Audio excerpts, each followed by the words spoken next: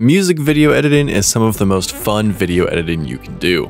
The result will be about 3 to 5 minutes of hard-packed video production full of effects and cuts to make it more interesting and reflect the vibe of the song.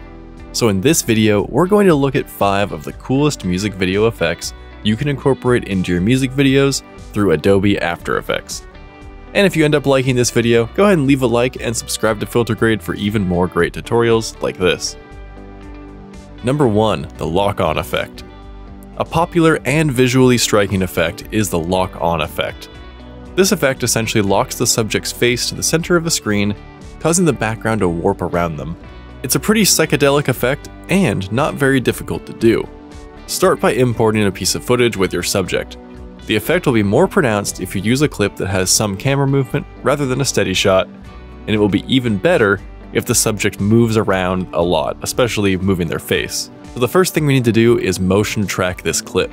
You can use the built-in After Effects motion tracker, but you could also use the built-in Mocha integration to get even better results and faster. Select the layer, search for and apply the Mocha AE effect, then go to the Effects Control panel where you can click on the Mocha logo. This will open up a new window. Now before you do anything else, make sure the mode is set to Classic, because we'll need some of the controls in this view. Now we're going to draw what's called a spline around the subject's face. Select what looks like the pen tool from the toolbar, and begin drawing a shape roughly around the subject's face. It definitely does not need to be precise, this isn't a mask.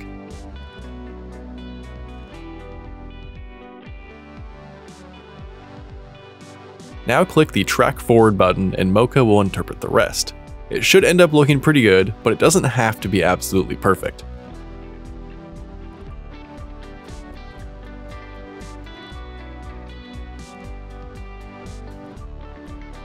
Make sure you click Save, and then close this window to go back to After Effects. Under the Effects Control panel, open Tracking Data and select Create Track Data to add this tracking info we just gathered into After Effects.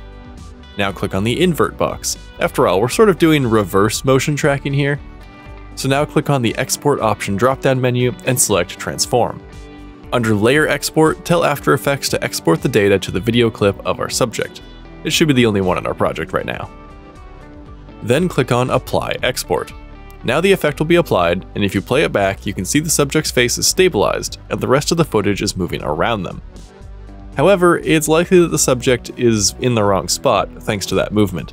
And you can't just use the position controls to move them because the tracking data created position keyframes. So to move this clip, we'll need to create a null object. Right-click in an empty spot on your project, click on New, then Null Object. Grab the Pick Whip from the main layer with the tracking data and drag it onto the null object.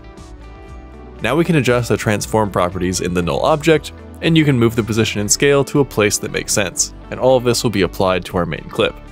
It may be helpful to use a grid for this next part, which you can turn on by pressing Alt plus apostrophe. So now you can use the subject's nose or another feature of their face to center them on screen.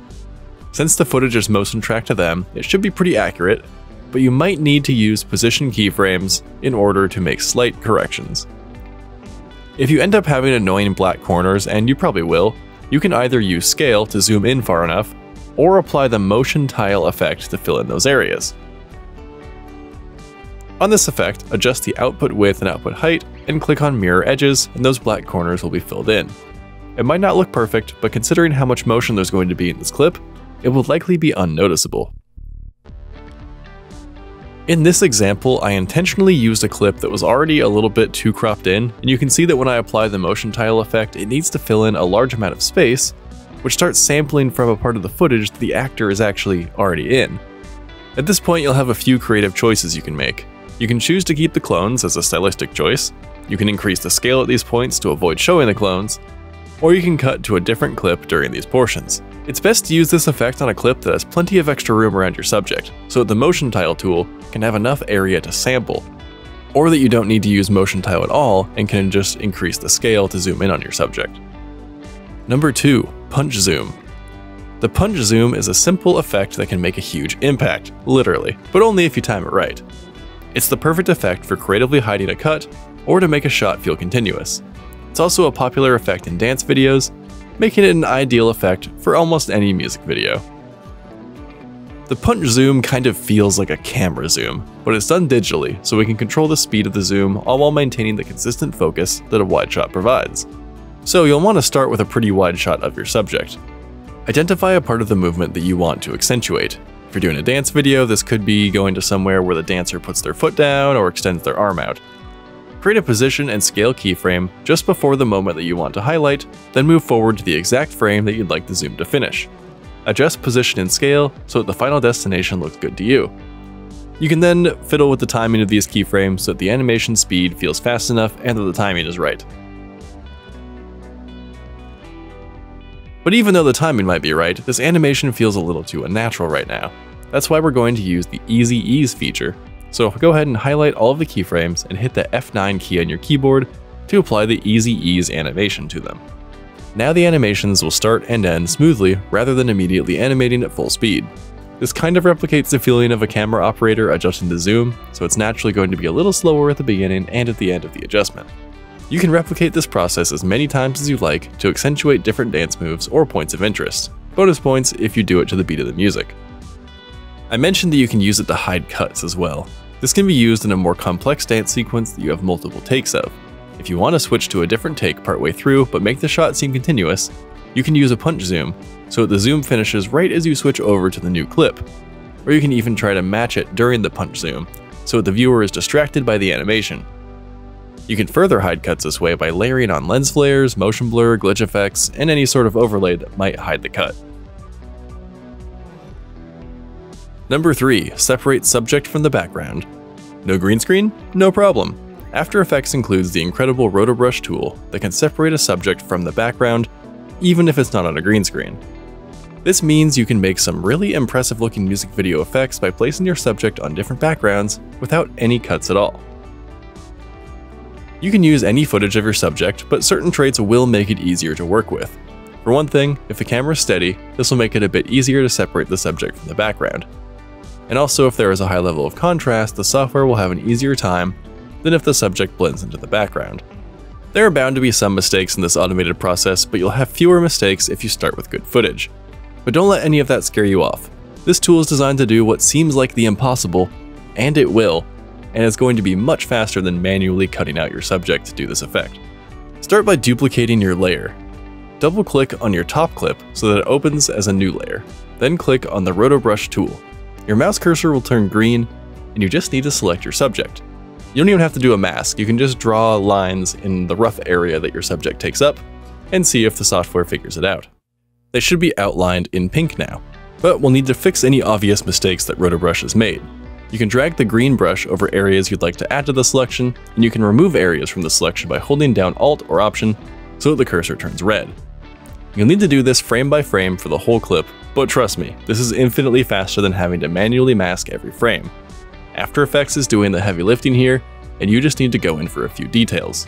However, after the first few frames, it should be smooth sailing because the software actually learns from the information that you feed it. So it'll get more accurate the more frames you do.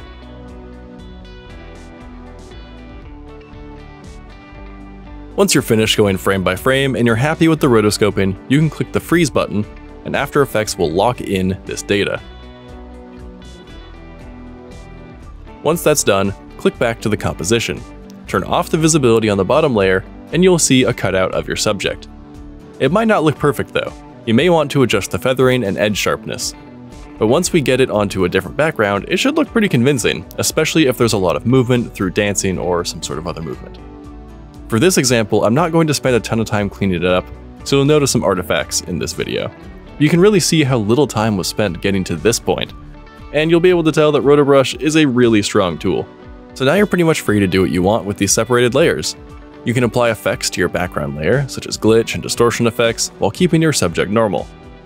Or you can do the opposite and apply effects to your subject but not the background. Or you can replace the background entirely and put your subject in a new location. The issue with doing this is going to be lighting. You'll probably need to adjust the color and lighting of your RotoBrush layer in order to make it look natural on the new background. Another cool effect that this lets you do is place lyrics or other words behind the subject. This popular effect can give a 3D look to your video and is sure to impress. All you need to do is create a text layer between the background and the subject, and you'll instantly get a brand new effect.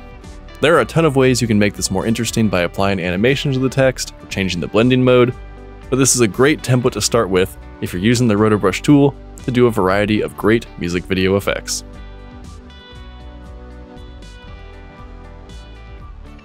Number 4. Chromatic aberration. Chromatic aberration is a type of distortion that can happen naturally when a camera lens fails to focus all colors at the same point. It will manifest itself around the edges of objects, but while it's generally undesirable, any sort of distortion or glitch look is going to be a popular stylistic choice for modern music videos. And it's super easy to create chromatic aberration in After Effects, and it's a pretty versatile effect. All we really need to do is create a red, green, and blue layer so we're working with RGB. So create 2 duplicates of your source clip, so now we should have 3 identical layers. Apply the Shift Channels effect to each one.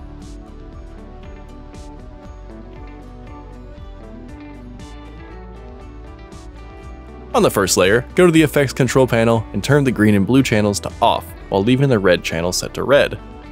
For the second layer, you're going to do the same thing, but with green, and then on the third layer, you'll do the same thing with blue.